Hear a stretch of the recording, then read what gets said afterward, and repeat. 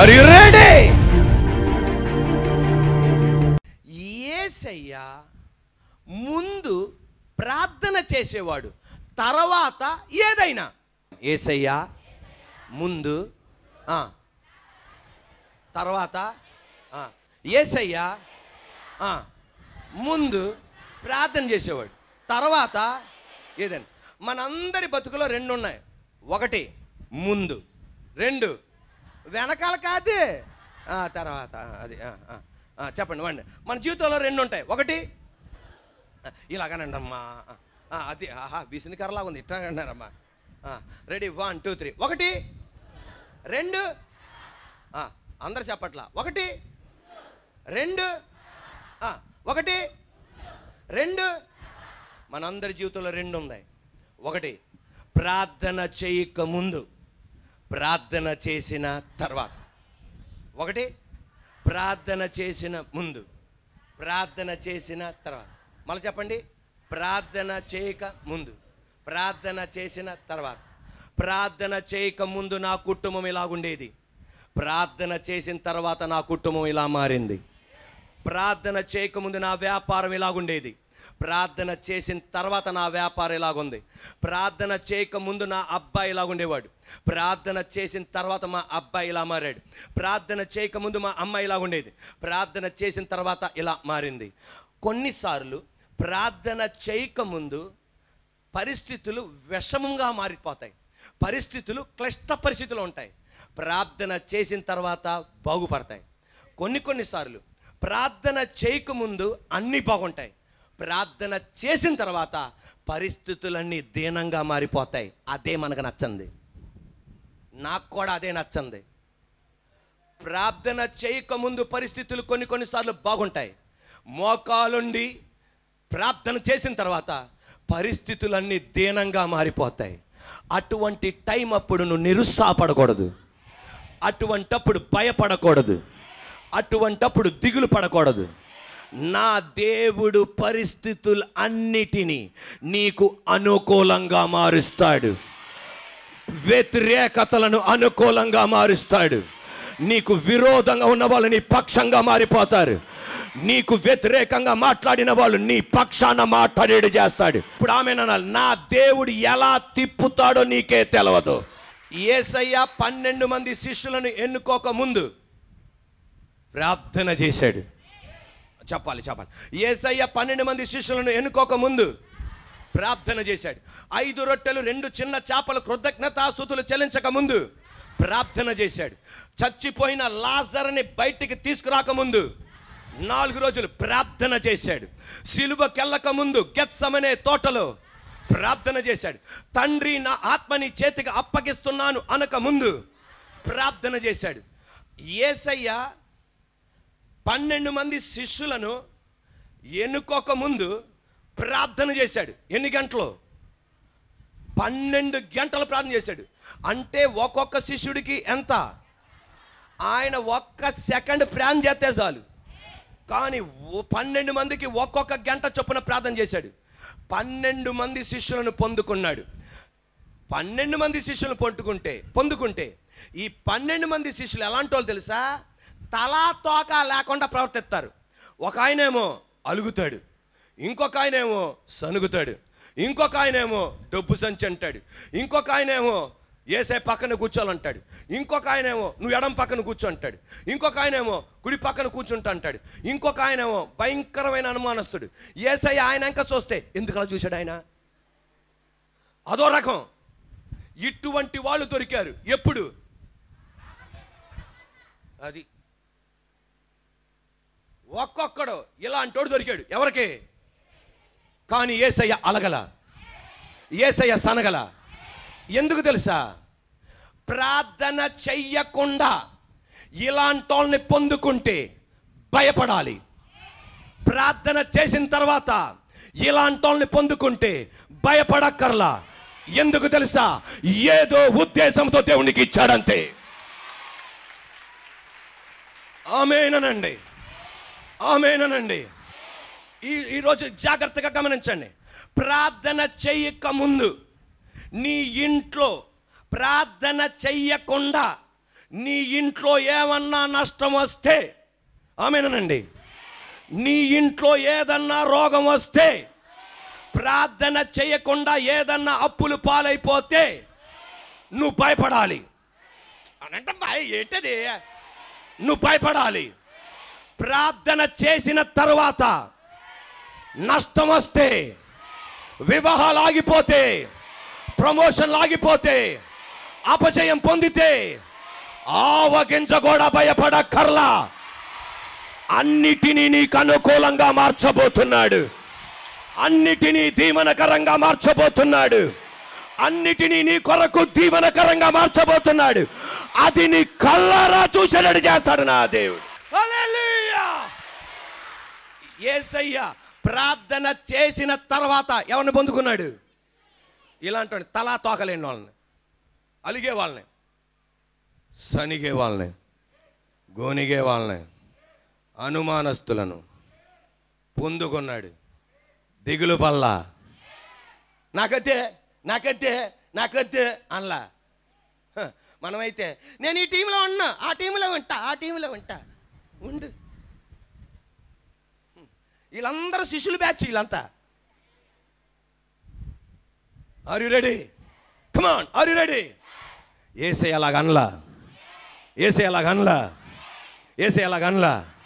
దిగులు పల్లా. ఎందుకని? ప్రార్థన చేసుకున్నాక పొందుకున్నా. నా తండ్రి అయిన దేవుడు మొత్తం తిప్పేశాడు. పేజీ తిప్పినట్టు అలా తిప్పేశాడు. 12 మంది తన కొరకు ప్రాణం పెట్టేవాళ్ళుగా మారిపోయారు. ఒక ఆయన కావాలని చచ్చిపోయాడు అంతే. Are you ready? 5 రొట్టెలు 2 చిన్న చేపలు దీవించక ముందు ఏం చేశాడు? ఏం జరిగింది? అద్భుతం జరిగింది. చనిపోయిన లాజరు దగ్గరికి వెళ్ళాడు. ప్రార్థన చేసిన తర్వాత వెళ్ళాడు. లాజరు బయటికి రా అన్నాడు. వెంటనే బయటకు వచ్చేసాడు. బతిమాలాడలా, కుక్కనే అన్నట్టుగా బతిమాలాడలా. నువ్వు బయటకు వస్తావా లేదా, 30 రోజులు ఉపవాసం ఉంటాను, మళ్ళా నువ్వు వచ్చేదాకా బతిమాలాడలా. ఒక రాజుగారు ఆజ్ఞాపించినట్లు ఆజ్ఞాపించాడు. ఇప్పుడు ఉండండి, ఆమేననాలి. రాజు ఆజ్ఞాపిస్తే రాజు బతిమాలాడ్డో, ఆమేనమ్మా. రాజు బతిమాలాడ్డో, డిక్లేర్ చేస్తాడు. బయటికి రా అన్నాడు అంతే. ఈ రోజున నీ ఇంట్లో దాగబడినవి, నీకు అందకుండా దాగబడినవి నా యేసునామములో ఆజ్ఞాపిస్తున్నా. రాజు ఆజ్ఞాపిస్తున్నాడు. ఆ దీవెన నీ ఇంట్లో కనబడును గాక. దాగబడిన అబ్బాయి బయటపడును గాక. దాగబడిన అమ్మాయి వివాహం కొరకు బయటపడును గాక. దాగబడిన నీ ఐశ్వర్యం బయటపడును గాక. నేను కాదు, నాలో ఉన్న దేవుడు ఆజ్ఞాపిస్తున్నాడు. You are going to see it. నువ్వు చూడబోతున్నా. యేసు నామములో నీ బిడ్డకి స్వస్థత కలుగును గాక. Praise the Lord. Are you ready? లాజరు బయటికి రా అన్నాడు అంతే. ఎలాగా? రాజుగా, అంతేగాని ప్యూన్గా కాదే. అది గెత్సమనే తోటలో బతిమాలాడాడు. కానీ ఇక్కడ బతిమాలాడలా. ఎక్కడ మోకాలుంచాలో అక్కడ మోకాలుంచాలి. దెయ్యం పట్టిన వ్యక్తి దగ్గర కాదు మోకాలుంచాల్సింది. దెయ్యం పట్టిన వ్యక్తి దగ్గర ఒక రాజులాగా ఆజ్ఞాపించాలి. బయటికి పో. నా యేసయ్య గెత్సమనే తోటలో బతిమాలాడాడు. లాజరు దగ్గర బతిమాలాడలా. Come out. ఉండండి. యేసయ్య ఉద్దేశం, నువ్వు సమాధిలో ఉంది సాల్లే అన్నాడు. అది ఆమేన్. సమాధిలో ఉంది సాల్లే అన్నాడు. ఈరోజు దేవుడు అదే మాట అన్నాడు. నువ్వు కష్టపడింది చాలు, నువ్వు నిందపడింది చాలు, నువ్వు ఏడ్చింది చాలు. Come out. Are you ready? Gethsemane తోటలో ప్రార్థన చేశాడు. ఎవరో? ఎప్పుడు? అది ఒకరోజు బైక్ మీద వెళ్తుంటే స్పీడ్గా వెళ్తున్నా. ఒక అబ్బాయి అలా అడ్డొచ్చాడు. అడ్డొస్తే నేను బండి బ్రేక్ వేసా. బండి బ్రేక్ వేయగానే బండి స్కిడ్ అయిపోయింది. స్కిడ్ అయిపోతే పడిపోయేవాడిని. బండి ఆపి ఆడిని పట్టుకొని 2 మాటలు అనేద్దామని చెప్పేసి బండి ఆపా. ఆడితే ఆ బొడ్డోడు పారిపోకుండా నా దగ్గరికి వచ్చి, అన్నా ఏం తిప్పావన్నా బండి అన్నాడు. చే బతుకు, ఏం తిప్పావన్నా బండి అన్నాడు. ఆయన పిలిచి ఒక పూలమాల వేద్దాం అనుకున్నా. దెబ్బకైనా 3 ఆరాధనలో మిమ్మల్ని అలా పైకి లేపగానే మీకు కూడా ఐసుగడ్డేసినట్టుంది మీకు. Are you ready? గట్టిగా are you ready? Praise the Lord, hallelujah. పొగడ్తలు ఒక వ్యక్తిని అలా బూస్టప్ చేస్తుంది. Amen, hallelujah. Are you ready? Gethsemane తోటలో ఆయన ఏం చేస్తున్నాడు? ఎప్పుడు చెప్పాలమ్మా? సిలువకు ముందు ప్రార్థన చేస్తున్నాడు. ఆయన ప్రార్థన చేస్తుండగా చెమట బిందువు రక్తంగా మారిపోయింది. ఇంకొక మాటలో చెప్పాలంటే తన 33.5 లోక చరిత్ర ప్రకారం ఎప్పుడు అలా ప్రార్థన చేయలా. ఈ ప్రపంచంలో ఏ మనిషి కూడా అలా చేశాడని యేసే కృపలో ఇంతమటికి ఏ పుస్తకాల్లో ఎక్కడనే చదవాలా. చెమట బిందువు రక్తంగా మారినట్టు చేశాడంటే ఎప్పుడు చెయ్యలేని విధంగా ప్రార్థన చేశాడు ఆయన. అంటే ఆ ప్రార్థనకి తండ్రైన దేవుడు ఎంత మంచి జవాబు ఇవ్వాలో చూడండి. ఎంత ఘనమైన జవాబు ఇచ్చాడా? ఇవ్వలా.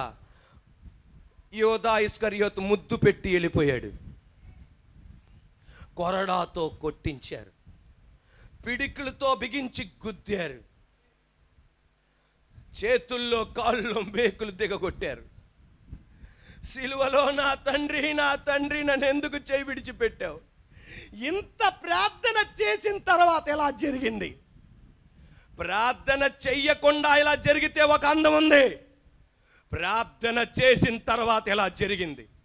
ఈ రోజున ఎప్పుడు ప్రార్థన చేయలేని విధంగా నువ్వు ప్రార్థన చేస్తున్నావేమో. 2018వ సంవత్సరం ప్రార్థన చేయకముందు అలా జరిగితే పర్వాలా, ప్రార్థన చేసిన తర్వాత కూడా ఇలా జరిగింది. కానీ యేసయ్య దిగులు పడలా. ఎందుకు తెలుసా?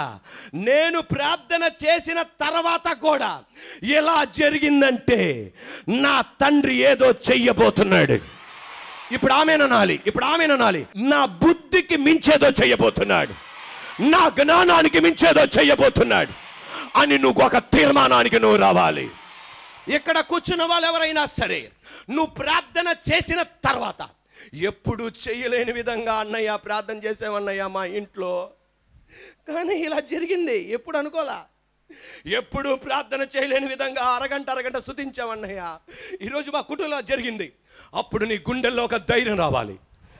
ప్రార్థన చేయకముందు ఇలా జరిగుంటే భయపడేవాణ్ణి. ప్రార్థన చేసిన తర్వాత జరిగింది. నా దేవుడు ఏదో చేయబోతున్నాడు. ఇప్పుడు ఆమెననాలి.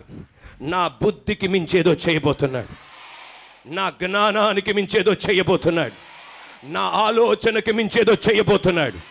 ఖచ్చితంగా నువ్వు చూస్తావు. ఈ పేల చప్పట్లు కొడుతుండగా అక్షరాలను చూడబోతున్నావు దాన్ని. Are you ready? మార్తా, మరియా, లాజర్. గడి చెప్పండి. మార్తా, మరియా, లాజర్. కొంచెం స్పష్టంగా చెప్పండి. వాళ్ళు బాధపడుతున్నారు పరలోకంలో. వాళ్ళు అట్లా అదేంటా బాబు అంటున్నారు. వాళ్ళు పరలోకంలో బాధపడుతున్నారు. నాతో పాటు చెప్పండి. మార్తా, మరియా, లాజర్. మీ పేరు నేను స్పష్టంగా చెప్పలేదానికి ఎలా ఉంటుంది? ఎలా ఉంటుందండి?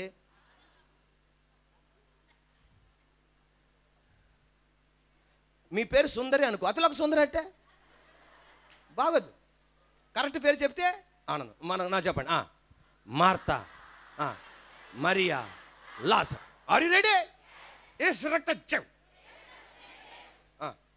మార్తా, మరియా, లాజర్ తన తమ్ముడికి మరణకరమైన రోగం రాగా యేసయ్యకి కబురు అందించారు. మరణించక ముందే ఏం చేశారు? వీళ్ళు ప్రార్థన చేశారు. Are you ready? మరణించక ముందే వీళ్ళు ఏం చేశారు? ప్రార్థన చేశారు. మార్తా, మరియా ఇక్కడే ఉన్నారు, తమ్ముడు మరణకరమైన రోగంతో ఉన్నారు. వీళ్ళు వెళ్ళారా లేకపోతే కబురు అందించారా? వీళ్ళు ఇక్కడే ఉన్నారు. వీళ్ళ తరపున ఒక ఆయన వెళ్ళి ఏమందిచ్చాడు? అది దాన్ని ఏమంటారు? ఈరోజు మనం పరలోకానికి వెళ్ళగలుగుతున్నావా? కానీ మనం ప్రార్థన చేస్తుంటే మన స్వరం కబురు అందిస్తుంది ఆయనకి. ఒక్క క్షణం. Are you ready? Are you ready? యేసయ్యకి ఏమందింది? ఏమందింది? కబురు అందింది. కబురు అందిన వెంటనే గాడిద మీద ఎక్కి అక్కడికి రావచ్చు, ఒంటె మీద ఎక్కి అక్కడికి రావచ్చు. అదంతా వదిలిపెట్టేయండి. ఆ ఊరు నుండి ఆ ఊరికి నడవడానికి 6 గంటలు కూడా పట్టవంట. గబ గబ గబ గబ నడుచుకొని వెళ్ళిపోవచ్చు. కానీ రాలా. కానీ మార్తా మరియా ఇంటికి రాలా. లాజర్ చనిపోయాడు. సమాధి చేశారు. 1వ రోజు అయింది రాలా, 2వ రోజు అయింది రాలా, 3వ రోజు అయింది రాలా. సమాధి చేయబడి 3 రోజులైంది రాలా. 4వ రోజున ఎవరు వస్తున్నారు? గట్టి చెప్పండి. ఎన్నో రోజున? 4వ రోజున యేసయ్య వస్తున్నాడు. అంటే ఎప్పుడు మరియా యేసయ్య పాదాల దగ్గర కూర్చునే ఆమె వెలల బాధ కలిగింది, వేదన కలిగింది. ఎందుకు తెలుసా? తన తమ్ముడు తన కళ్ళ ముందే మరణించడం చూస్తుంది. తన తమ్ముడు తన కళ్ళ ముందే వెలవెలలాడి చనిపోతుండడం చూసింది. ఇంత భయంకరంగా నా తమ్ముడు చనిపోవాలా? ఇంత వేదనగా చనిపోవాలా? ఒక వ్యక్తి మరణించే టైంలో మనం అక్కడ ఉంటే మనం ఇప్పుడు కూడా మర్చిపోలేము. అది మన కళ్ళల్లో అలా ఉంటుంది అంతే. మా నాన్నగారు మరణించిన టైంలో మా తమ్ముడు నేను ఇంకొకరు ఉన్నాం. ఈరోజు కూడా నేను మర్చిపోలేకపోతున్నా ఆ సన్నివేశాన్ని. ఇక్కడ ఆమె తట్టుకోలేకపోతుంది. అది యేసయ్య వచ్చాడంటే నువ్వు వెళ్ళు, నేను రాను. వేదన, దుఃఖం. ప్రార్థన చేసిన తర్వాత కూడా మా ఇంట్లో మరణం జరిగింది, నాకెందుకు? దుఃఖం, వేదన, వేదన. వెంటనే వాళ్ళు అంటున్న మాట ఏంటి తెలుసా? నువ్వు ఇక్కడ ఉంటే నా ఇంట్లో ఇలా జరిగేది కాదు, నువ్వు లేకపోవటం వల్ల ఇలా జరిగింది. ఆ మాట గల అర్థం ఏంటి తెలుసా? ఆ మాట గల అర్థం ఏంటంటే, యాయీరు నీ దగ్గరకు వచ్చి నా కుమార్తె బాగోలేదు అంటే బర్రమంటూ వచ్చేసేసి ఆ చనిపోయిన పాపను బతికించావు. నాయన పట్టణములో విధవరాలు కుమారుడు మరణిస్తే నువ్వు ఆమె ఏడుపు చూసి కుమారుని మట్టిలో పాతి పెట్టకముందే నువ్వు బతికించావు. శతాధిపతి వచ్చి నా సేవకుడికి బాగోలేదనగానే ఇంటికొత్తాను అని నువ్వన్నా, ఆయన వద్దు దేవుడా నువ్వు ఒక మాట పలకమనగానే నువ్వు మాట పలికి స్వస్థపరిచావు. నేను కబురు పంపించా, ఇంటికి రాకపోయినా ఒక్క మాట చేత నా మిత్రుడు లాజర్, మార్తా మరియ తమ్ముడు బతుకును గాక అంటే, రోగం స్వస్థత కలుగును గాక అంటే ఒక్క మాటతో స్వస్థ పొందేవాడు. నా ఇంటికి రాలా. వాళ్ళ ఇంటికైతే వెళ్ళావు, మా ఇంటికి రాలా. మా ఇంటికి రాలా. యాయిర్ ఇంటికైతే వెళ్ళావు, నాయన ఇంటిలో ఆ విధురాల కోసం చేసావు. తండ్రి శతాబ్ది కోసం చేసావు, కానీ నా దగ్గరికి నువ్వు రాలా, నా దగ్గర రాలా. ఇదే మన బాధ. ఒక మాట చెప్పనండి, యేసయ్యకి కావాలి అంటే ఖచ్చితంగా స్వస్థపరచగలడు. నిజం చెప్పండి, యేసయ్యకి కావాలి అంటే ఆయన స్వస్థపరచగలడు. కానీ స్వస్థత పరచలా. యేసయ్యకి కావాలి అంటే నీకు ఉద్యోగం ఇప్పించగలడు. యేసయ్యకి కావాలంటే నీ చేత బిల్డింగ్ కట్టించగలడు. యేసయ్యకి కావాలంటే ప్రమోషన్ ఇప్పించగలడు. కానీ కావాలని రావట్లా, కావాలని స్వస్థత ఇవ్వాల. ఇలా బాధ ఇదే, మన బాధ కూడా ఇదే. తండ్రి ఆ ఇశ్రాయేల్ దేశంలో ఒక ప్రకటన ప్రకటించారు. ఆ ప్రకటన ఏంటి తెలుసా? ఎవ్వరు కూడా నజరేయుడైన యేసయ్యని మీ ఇంటిలో చేర్చకూడదు. ఎవరన్నా చేరిస్తే జాతి నుండి, యోధా జాతి నుండి వెలివేస్తామన్నారు. అటువంటిది కూడా వీళ్ళని తీసుకొస్తే ఎవరో ఒక్క క్షణం ప్రాణం చేస్తే స్వతంత్ర చేశాడు. ఎవరో ప్రార్థన చేస్తే చచ్చిపోయిన తిరిగి లేపాడు. ఎవరో చచ్చికి వెళ్ళని వ్యక్తి వచ్చి నా సేవకుడు స్వస్థపరిచాడు. ఎంత చేసినా రాలా. ఎలా ఉంటుందో చూడండి. వాళ్ళ గుండె మొక్కలైపోతుంది, వాళ్ళ హృదయం మొక్కలైపోతుంది. ఏంటి దేవా? ఒక మాట మీరు గమనించనా? నా దేవుడికి 1 సెకండ్ చాలు లాజర్ని స్వస్థపరచడానికి, అతని దగ్గర రావడానికి, నిలబెట్టడానికి. రాలా. ఈరోజు ఇక్కడ కూర్చున్న వాళ్ళతో పరిశుద్ధాత్మ దేవుడు చెప్పేది, నువ్వు వెళ్తున్న వేదన, నువ్వు వెళ్తున్న కన్నీరు, నా దేవుడికి 1 సెకండ్ చాలు నీ స్థితిని మార్చడానికి, నీ పరిస్థితిని మార్చడానికి. కానీ మార్చట్లా. ఎందుకు తెలుసా? 3 కారణాల కోసం. 1, దేవుడు మహిమ పొందడానికి. 2, ప్రజలకి చెప్పడానికి. ఏమని చెప్పడానికి? ఒక్కడు చనిపోయిన 5 గంటలకి మాత్రం, 5 గంటల తర్వాత మాత్రమే కాదు నేను బతికించేది. చనిపోయిన 10 గంటల తర్వాత మాత్రమే కాదు నేను ఒక వ్యక్తిని బతికింపజేసేది. చనిపోయినాక 20 గంటల తర్వాత మాత్రమే కాదు నేను బతికింపజేసేది. 4 రోజులు శవమై కుళ్ళిపోయి వాసన కొట్టిన నేను బతికించగలను అని రుజువుపరచడానికి. ఈ వేళ చప్పట్లు కొడుతుండగా నీ పరిస్థితి పెంట కుప్పలాగా మారిపోయినా, నీ పరిస్థితి దిగజారిపోయినా, నా దేవుడనేది అక్కడ కూడా నేను నిన్ను చిగురింపజేయగలను, అక్కడ కూడా నేను నిలబెట్టగలను, అక్కడ కూడా నీ కుటుంబాన్ని నిలబెట్టగలను. 2 చేతుల పైకి యేసయ్య. 1, ఆయన మహిమ పొందడానికి. 2, ప్రజలకి చూపించడానికి. ఇటువంటి దీన స్థితిలో కూడా నేను చిగురింప చేయగలను. 3, ఎంత వేదన ఉన్నా, ఎంత ఇబ్బంది అయినా నా యేసయ్య ఎందుకు రాలేదు తెలుసా? చనిపోయినా ఆయన తిరిగి బతకబోతున్నాడని తెలుసు గనక. ఈరోజు నేను చెప్పనా, నా యేసయ్య లాజర్ మరణిస్తే వచ్చి ఏం చేశాడు? ఏడ్చాడు. ఎందుకు ఏడ్చాడు? లాజర్ని తిరిగి లేపుతాడని ఎవరికి తెలుసు? అయినా ఏం చేశాడు? ఏడ్చాడు. నా దేవా, నా దేవా, నన్ను ఎందుకు చేయి విడిచిపెట్టావని అడిగాడు. ఎవరు? యేసయ్య. యేసయ్యకి తెలుసు ఆయన తిరిగి లెగుస్తాడని, అయినా మాట అన్నాడు. ఎందుకని? అంతే. ఒక మాట మీరు గమనించండి. నువ్వు ఎంత వేదనతో వెళ్ళినా, ఎంత దుఃఖంతో వెళ్ళినా, ఎంత పతనం గుండా వెళ్తున్నా, దేవుడు నీకు జవాబు ఇవ్వట్లేదా? దానికి అర్థం దేవునికి తెలుసు ఈ సమస్య నుండి నువ్వు బయటపడబోతున్నావని. ఆమేనండి. చాలు. ఈ ఇబ్బంది నుండి నువ్వు బయటపడబోతున్నావని, ఈ ఇరుకు నుండి బయటపడబోతున్నావని యేసయ్యకి తెలుసు. యేసయ్యకి తెలుసు లాజరు తిరిగి లేకపోతున్నాడని. మీకు తెలుసా సిలువలో యేసయ్య ఏమన్నాడు? నా దేవా, నా దేవా, నన్ను ఎందుకు చెయ్యి విడిచితివి అన్నాడు. కానీ యేసయ్య అన్నాడు, నేను సిలువలో మరణించాలి, ఈ మందిరాన్ని పడగొట్టండి, 3వ రోజు నేను తిరిగి లెగుస్తా. యేసయ్య సిలువలో మరణించి సమాధి చేయబడినా ఆయన ఏమవుతాడు?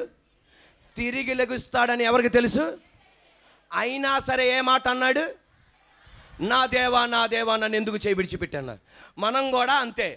శుక్రవారం ఆదివారం చప్పట్లు కొడతాం, శుక్రవారం ఆదివారం హల్లెలూయా స్తుతి మహిమ అంటాం, శుక్రవారం ఆదివారం గొప్ప దేవుడు అంటాం, సోమ మంగళ బుధ గురువారం నోటికి వచ్చినట్లు చెప్పేస్తాం. నీకు కూడా తెలుసు దేవుడు నీ స్థితిని మారుస్తాడని, నీకు కూడా తెలుసు నీ కుటుంబ స్థితిని మారుస్తాడని, నీకు కూడా తెలుసు ఈ పత్రం బయట లాగొస్తాడని. అయినా ఇలాంటి మాటలు పలుకుతాం. కానీ నా దేవుడు నీ మీద వేదన పడ్డావు. ఎందుకు తెలుసా? ఇది మామూలే. ఖచ్చితంగా నిన్ను ఆయన తిరిగి లేపుతాడు.